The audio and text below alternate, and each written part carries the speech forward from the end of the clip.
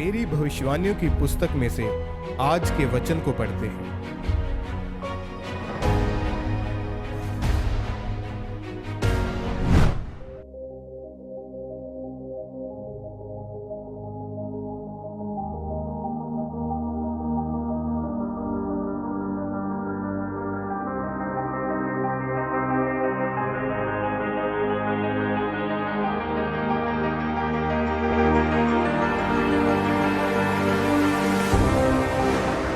आराधना की सामर्थ आपके बंधनों को तोड़ डालेगी, जैसा कि प्रेरितों के काम 16 की 25 से 26 आयत में लिखा है।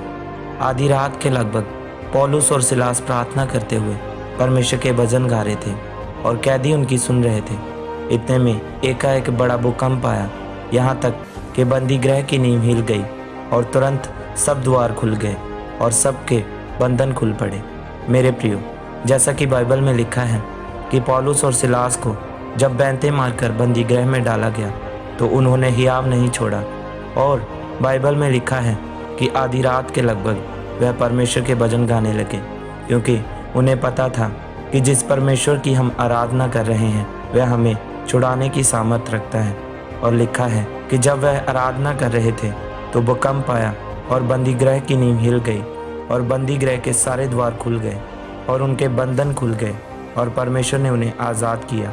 मेरे प्रियो, बाइबल में लिखा है कि परमेश्वर इस्राएल की स्तुतियों में विराजमान है। आज आपको ये समझने की ज़रूरत है कि परमेश्वर आपकी ज़िंदगी में कैसे विराज सकता है, क्योंकि जहाँ पर परमेश्वर विराजेगा वहाँ पर पाप, बीमारियाँ और शत्रु की ताकत नहीं विराज सकती। लेकिन इसके लिए आपको आराधना करनी पड़ेगी।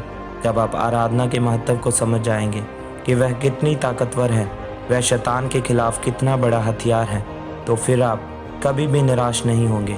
और जब तक आप इस हथियार के बारे में समझेंगे नहीं, तब तक आप शैतान से लड़कर जीत नहीं पाएंगे। बाइबल में लिखा है कि दाऊद से बड़ा कोई भी राजा नहीं था।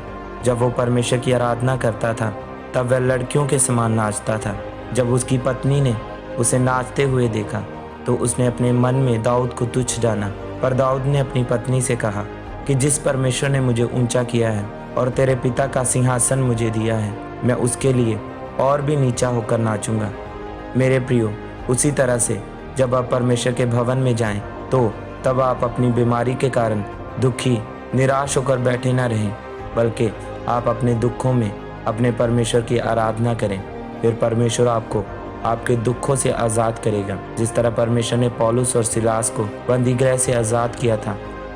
पौलुस और सिलास ने अपने सताव में भी परमेश्वर की आराधना की और परमेश्वर ने उन्हें आज़ाद किया।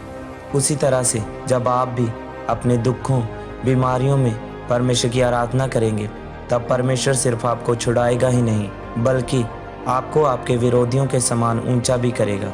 आमीन।